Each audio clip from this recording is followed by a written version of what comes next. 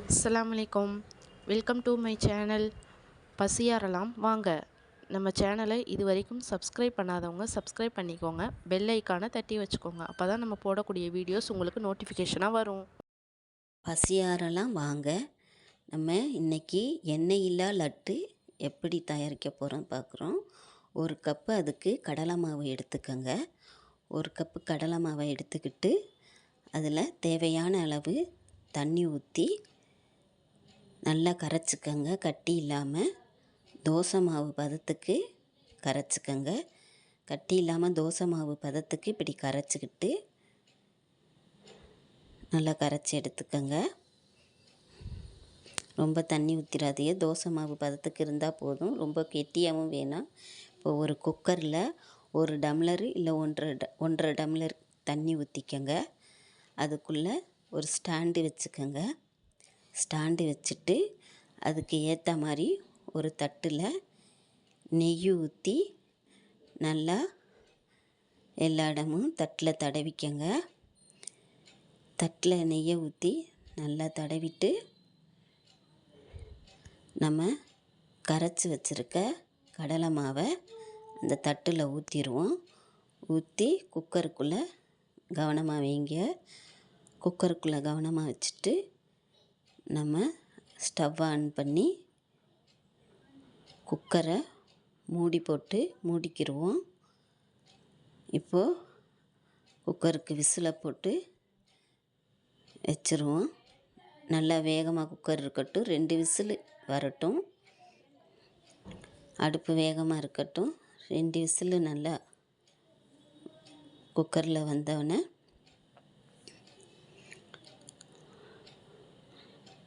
அதை பொறுமையாக ஆவி போனவொடனே நம்ம குக்கரை ஓப்பன் பண்ணிக்கிடுவோம்.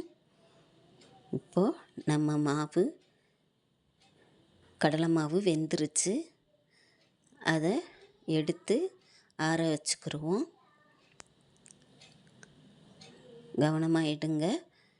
கடலை மாவை எடுத்து ஆற வச்சுக்கிட்டு நம்ம ஒரு மிக்சியில் அதை கடலை மாவை பிச்சு போட்டுக்கிடுவோம். நல்லா பிச்சு பிச்சு போட்டுக்கோங்க. இதை நம்ம இப்போ பொடி பொடியாக பல்ஸ் பண்ண போகிறோம். அதாவது மிக்சியை அரைக்காதீங்க. ரிவர்ஸில் மிக்சியை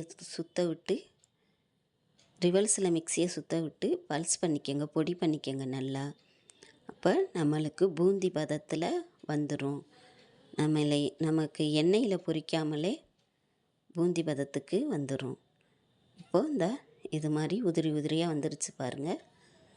இப்படி உதிரி உதிரியாக வந்தவொடனே நம்ம ஒரு கடாயை எடுத்து அதில் 1 கப் சீனி எடுத்துக்கிடுவோம். எந்த கப்பில் நம்ம மாவு எடுத்தோமோ அதே கப்பில் சீனி எடுத்துக்கிடுவோம். சீனி எடுத்துக்கிட்டு இந்த சீனிக்கு ஒரு 100 ml தண்ணி ஊற்றுங்க. அதுக்கு மேலே ஊற்றாதீங்க. 100 ml தண்ணி ஊற்றி நல்லா கிளறி விடுங்க. ஒரு சிட்டிகை கேசரி பவுட்ரு போட்டுக்கிறோம். கலர் பொடி தேவையான அளவு கலர் பொடி போட்டுக்கிட்டு தேவையான அளவு ஏலக்காய் பொடி போட்டுக்கோங்க.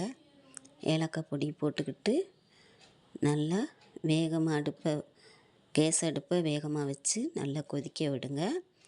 இதுக்கு கம்பி பதம்லாம் தேவையில்லை. நல்லா கொதித்து வற்றி பிசு பிசுண்டு வந்தால் போதும். கம்பி பதம் வரக்கூடாது. பிசு பிசுண்டு வந்தால் போதும் நம்மளுக்கு. பாருங்கள். இப்போது நம்ம பொடிச்சு வச்சுருக்க அந்த பூந்தியை இந்த சீனி பாகில் போட்டுக்கிறோம். கொஞ்சம் கொஞ்சமாக போட்டு நல்லா கிளறி விட்டுக்கிடுவோம். நல்லா கிளறி விட்டுக்கோங்க.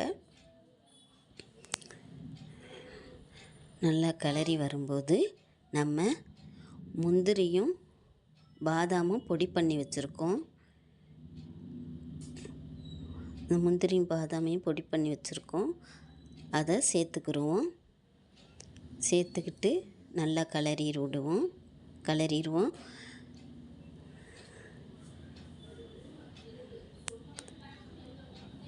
சிலர் வெள்ளரி விதையெல்லாம் போடுவாங்க. வெள்ளரி விதையும் நீங்கள் போட்டுக்கிறலாம். நீங்கள் என்னென்ன லட்டுக்கு போடலாமோ அதெல்லாம் போட்டுக்கிறோங்க. நான் வெறும் முந்திரியும் பாதாம் மட்டும் நுணுக்கி போட்டேன். போட்டுட்டு நல்லா கிளறி நல்லா வந்து நம்ம லட்டு பிடிக்கிற அளவுக்கு சுருண்டு வரட்டும். நான்ஸ்டிக்காக இருந்தால் அப்போ அது நான்ஸ்டிக் இல்லாதனால கொஞ்சம் கவனமாக கிளறுங்க. நம்ம லட்டு பிடிக்கிற அளவு பதத்துக்கு வரட்டும். நல்லா கிளறி எடுத்தவொடனே இப்போது நம்ம நெய் ஊற்றிக்கிடுவோம். 2 ஸ்பூன் நெய் நான் ஊற்றுறேன். உங்களுக்கு வேணும்டா இன்னும் நிறையா வேண்டாம் ஊற்றிக்கிருங்க. ஏன்னா நம்ம எண்ணெய் சேர்க்கலை. நெய் ஊற்றினோம்னா நல்லா லட்டு வாசமாக இருக்கும். நெய்யை ஊற்றி நல்லா இன்னும் கொஞ்சம் கிளறி விட்டுக்கோங்க. கிளறி வரும்போது கவனமாக பார்த்து கிளறுங்க. நம்ம லட்டு பதத்துக்கு பிடிக்கிறதுக்கு வரணும். நம்ம எண்ணெயில் பொரித்து நம்ம பூந்தியில் லட்டு பிடிக்கிறதுக்கு ரொம்ப எண்ணெய் இருக்கும். உடம்புக்கு கொஞ்சம் கெடுதல். இது எண்ணெய் இல்லாமல் நம்ம ஆவிலேயே அவிச்சு நம்ம லட்டு செய்கிறோம். இப்போ இது அந்த அளவுக்கு டேஸ்ட்டாக தான் இருக்கும். கையில் நல்லா கொஞ்சம் ஆற விட்டுருங்க. ஆற விட்டுட்டு கையில் நெய்யை தடவிக்கிட்டு இப்படி உருண்டை பிடிச்சிக்கோங்க. உருண்டை பிடிச்சிக்கிட்டு நம்ம தேவையான சைஸுக்கு உங்களுக்கு எவ்வளோ பெரிய லட்டு வேணுமோ அவ்வளோ பெரிய லட்டு பிடிச்சிக்கோங்க. கையில் ஒட்டலை பாருங்கள். அந்த அளவுக்கு நீங்கள் கிளறி எடுத்துக்கோங்க. கிளறி எடுத்துக்கிட்டு லேசாக நெய்யை தடவிக்கிட்டு கையில் லட்டை உருண்டை பிடிச்சிக்கோங்க. எல்லா மாவையும் பிடிச்சிட்டேன்னா இப்போது நம்மளுக்கு எண்ணெய் இல்லா சுவையான லட்டு நம்ம வீட்டிலையே தயார் பண்ணிட்டோம். கடையில் எண்ணெயில் பொரிக்கிறாங்க பூந்தி தெரியாது. அந்த சுவையில் நம்மளுக்கு கொஞ்சம் சுவை முன்ன பின்ன இருந்தாலும் நம்மளுக்கு ஆரோக்கியமான லட்டு கிடச்சிருச்சு. பாருங்கள், பசியாரலாம் வாங்க. இந்த வீடியோ பிடிச்சிருந்தா லைக் பண்ணுங்கள், ஷேர் பண்ணுங்கள், கமெண்ட் பண்ணுங்கள், நம்ம சேனலை சப்ஸ்கிரைப் பண்ணுங்கள். தேங்க்ஸ் ஃபார் வாட்சிங்.